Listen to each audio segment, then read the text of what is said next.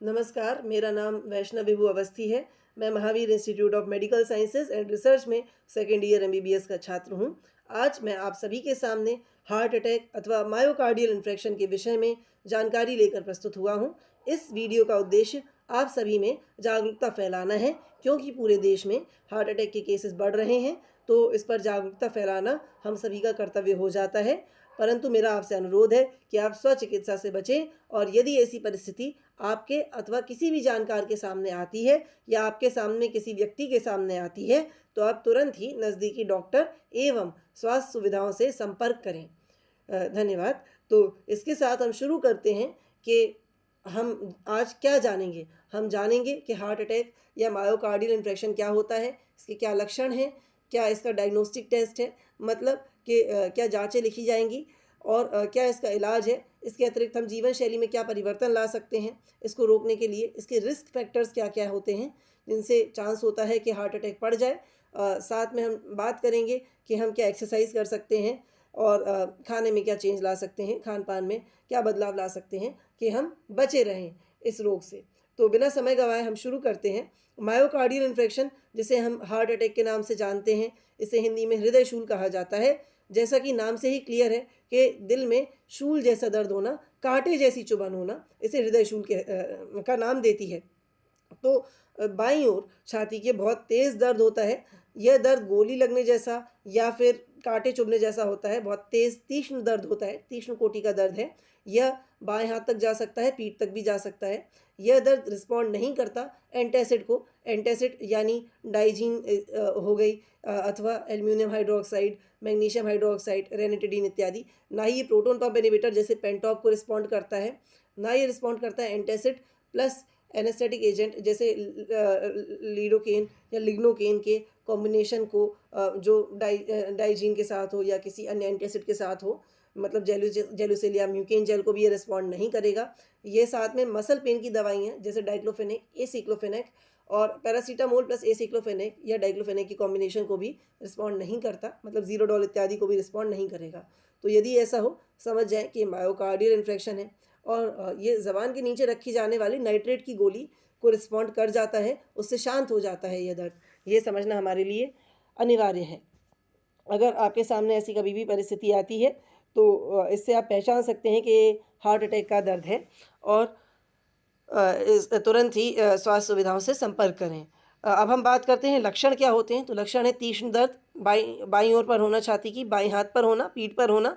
ये radiating pain होता है, और एकदम स्टैबिंग पेन होता है, मतलब जैसे कोई चाकू लग गया हो या कोई गोली लग गई हो या कांटा लग गया हो। बहुत ज़ोर का दर्द होता है, जलन जैसा दर्द नहीं होता जो एसिडिटी की समस्या में होता है। साथ में हमें यह समझना ज़रूरी है कि ऐसा मरीज़ ब्रेथलेस होता है, उसे सांस नहीं आती, नौजिया होता है, घबराहट टाइप की होती है, वॉमिटिंग, उल्टी जैसी फीलिंग आती है ऐसे मरीज़ को। और ऐसा मरीज़ जो है वो छाती के बाईं ओर बार बार बताने की कोशिश करता है कि उसे दर्द हो रहा है, और यह परिस्थिति एक इमरजेंसी सिचुएशन होती है, हमें तुरंत ही एक्ट करने की आवश्यकता होती है। इसके अतिरिक्त अगर हम बात करें डायबिटिक मरीज़ों की, तो डायबिटिक मरीज़ों में ये खास बात है, क्योंकि उन्हें न्यूरोपैथी हो सकती है, तो उनमें लक्षण बहुत ज़्यादा प्रोनाउंस नहीं होते, बहुत ज़्यादा समझ नहीं आते। तो हल्के लक्षण होने पर भी उन्हें तुरंत अपने डॉक्टर से संपर्क करना चाहिए। महिलाओं में भी लक्षण कम समझ आते हैं, तो महिलाओं को भी तुरंत ही स्वास्थ्य सेवाओं से संपर्क करना चाहिए। अब हम बात करते हैं इसके डायग्नोस्टिक टेस्ट की कि क्या जांचें की जाती हैं। तो जैसे ही आप डॉक्टर के पास जाते हैं, तो वो रूल आउट कर लेता है कि ये कहीं एसिडिटी का पेन तो नहीं है, या फिर मसल पेन तो नहीं, या कोस्टोकॉन्ड्राइटिस के कारण पेन तो नहीं, या फेफड़ों की किसी बीमारी के कारण तो ये दर्द नहीं है।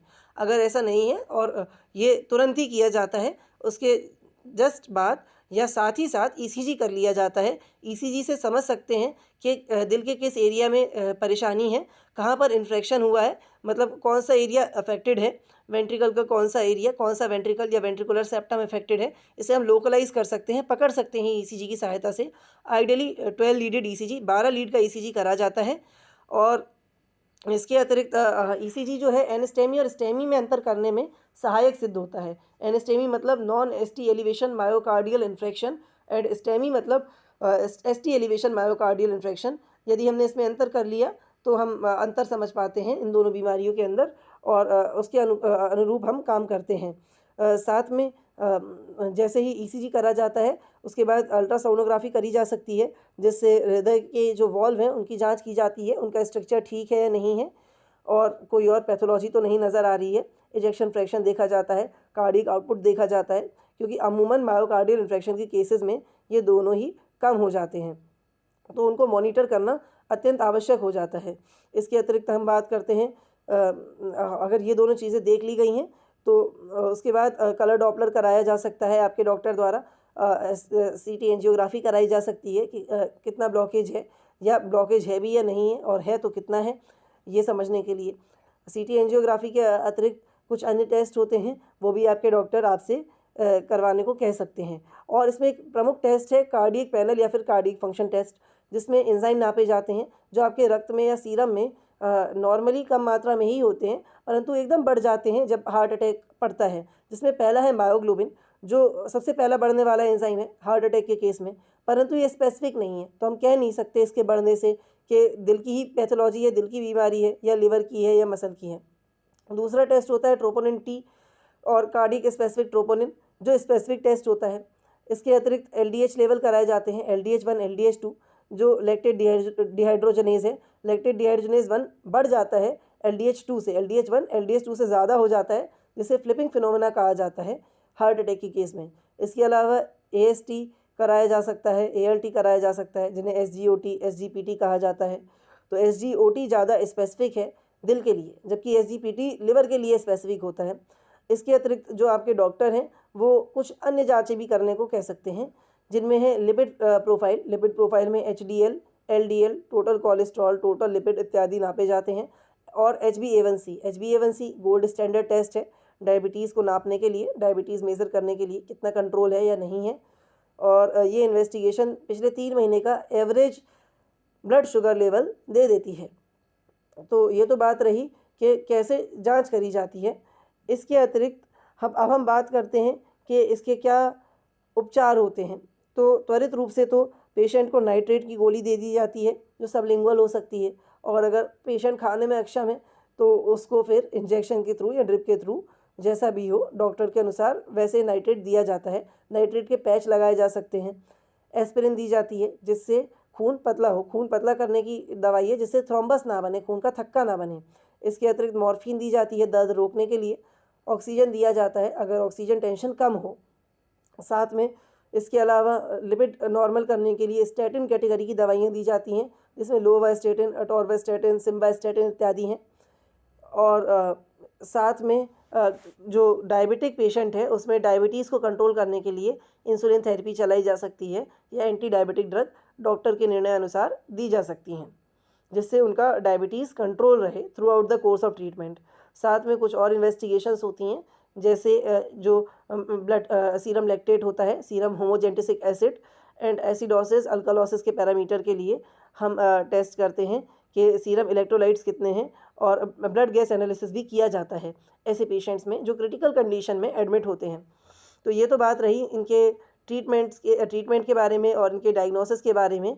अब हम बात करते हैं कि ऐसे मरीज़ किस कारण से रिस्क में आते हैं, क्या रिस्क फैक्टर्स होते हैं मायोकार्डियल इन्फेक्शन के या हार्ट अटैक के। कुछ तो देखिए नॉन मॉडिफाइबल हैं, जिनमें उम्र है या जेंडर है, रेस है, तो इनको आप नहीं बदल सकते, परंतु मुख्य फोकस हमारा है जो मॉडिफाइबल रिस्क फैक्टर्स हैं। तो मॉडिफाइबल रिस्क फैक्टर्स होते हैं जिनको हम बदल सकते हैं। तो इसमें क्या आता है, इसके अंदर आता है आप कैसा खाना खाते हैं, ये है, स्मोकिंग करते हैं, सिगरेट फूंकते हैं या नहीं, है ना, सिगरेट पीते हैं। इसके अतिरिक्त एल्कोहल, क्या आप शराब पीते हैं या नहीं पीते, पीते हैं तो कितनी पीते हैं, तो इसकी क्या फ्रिक्वेंसी है, कितनी बार पीते हैं, ये जानना ज़रूरी हो जाता है। इसके अतिरिक्त आप एक्सरसाइज करते हैं या नहीं करते हैं, स्ट्रेस है या नहीं है, तो ये सारी चीज़ें जाननी आवश्यक हो जाती हैं हमारे लिए। इसके अनुरूप हम कार्य करते हैं कि हम रिस्क फैक्टर्स को कम करें, जिससे हार्ट अटैक के चांसेस कम हो जाएं। अब हम बात कर लेते हैं कुछ इंटरवेंशंस की, जो सर्जिकल प्रोसीजर करते हैं मरीज़ों के अंदर जिन्हें हार्ट अटैक पड़ता है। तो सबसे पहला तो है हमारे पास स्टेंटिंग। इसमें कोरोनरी एंजियोप्लास्टी एंड स्टेंटिंग होती है। तो ये एक प्रोसीजर है जिसमें एक छल्ला डाल दिया जाता है ल्यूमेन बड़ा करने के लिए। और साथ में हम क्या कर सकते हैं, ये एक प्रोसीजर था। और दूसरा प्रोसीजर होता है कोरोनरी आर्टरी बाईपास ग्राफ्टिंग, जिसमें हम आजकल तो इंटरनल मेमोरी आर्टरी का यूज़ करने लग गए हैं, या फिर रेडियल आर्टरी का भी कर सकते हैं, या फिर हम सेफेनस वेन का कर सकते हैं। सेफेनस वेन को पैर से निकाला जाता है, काट कर उल्टा घुमाया जाता है जिससे उसके वॉल्व्स ना फंसें, और उससे हम ग्राफ्टिंग कर देते हैं, बाईपास कर देते हैं उस आर्टरी को जो कैरी नहीं कर पा रही थी ऑक्सीजनेटेड ब्लड। जैसे जो एरिया ऑफ आइस्कीमिया है, जहाँ ऑक्सीजन की कमी हुई है, वो ठीक हो पाए और नेक्रोसिस यानी जो टिश्यू की डेथ है उसको हम अवॉइड कर सकें। ये बात हमने समझ ली। इसके अतिरिक्त हम बात करते हैं कि मायोकार्डियल इन्फेक्शन के अंदर जो सर्जिकल प्रोसीजर्स तो हो गए, अब और क्या किया जा सकता है। जैसे डाइटरी एडवाइस क्या है, तो डाइटरी एडवाइस यही होती है ऐसे पेशेंट्स को कि फ़ैट कम लें अपनी डाइट के अंदर, वसा कम लें, डायबिटीज़ को कंट्रोल में रखें, जिसके लिए जामुन लिया जा सकता है, करेले का जूस इत्यादि लिया जा सकता है। आपको बेसिकली अपना इंसुलिन रेजिस्टेंस कम करना होगा, डायबिटीज़ आपकी अपने आप कंट्रोल हो जाएगी, आपको परेशान होने की ज़रूरत बिल्कुल नहीं है। और इसके अतिरिक्त दवाइयाँ जो दी हैं आपके डॉक्टर ने, उनका निष्ठापूर्वक पालन करें।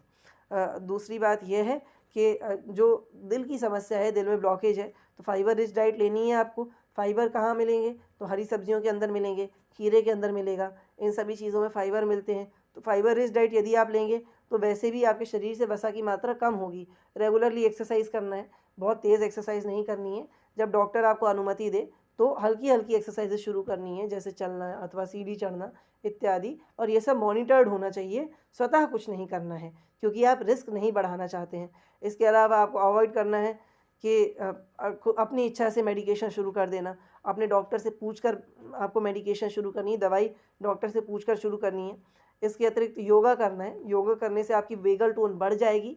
प्राणायाम करेंगे आप, भ्रामरी करेंगे, शीतली शीतकारी प्राणायाम, ये कुछ प्राणायाम होते हैं जो आपकी एंग्जाइटी और स्ट्रेस को भी कम करते हैं। तो इन सारे प्राणायामों के कारण आपको राहत मिलेगी। परंतु ध्यान रखिए, शीतली और शीतकारी वे लोग ना करें जिनको ज़ुकाम अमूमन हो जाता है, या साइनसाइटिस की समस्या है, या लोअर या अपर रेस्पिरेटरी ट्रैक्ट इन्फेक्शन है, वो अवॉइड करें इसको करना। परंतु वे लोग जिनको एसिडिटी की समस्या है इत्यादि, वे इसको कर सकते हैं, उनको इससे हानि अमूमन नहीं होती। यदि होती है तो तुरंत रोकें और अपने डॉक्टर से संपर्क करें।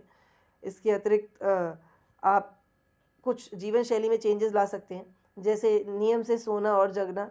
इसके अतिरिक्त स्ट्रेस कम करने की एक्सरसाइजेस कर सकते हैं, जैसे आप हंस सकते हैं, कॉमेडी शोज़ देख सकते हैं। ये देखा गया है कि हंसने से कॉर्टिज़ोल लेवल कम होता है, और कॉर्टिज़ोल लेवल कम होने से स्ट्रेस कम होता है, तो उससे भी आपके मायोकार्डियल इन्फेक्शन का या हार्ट अटैक का रिस्क बहुत हद तक कम हो जाता है।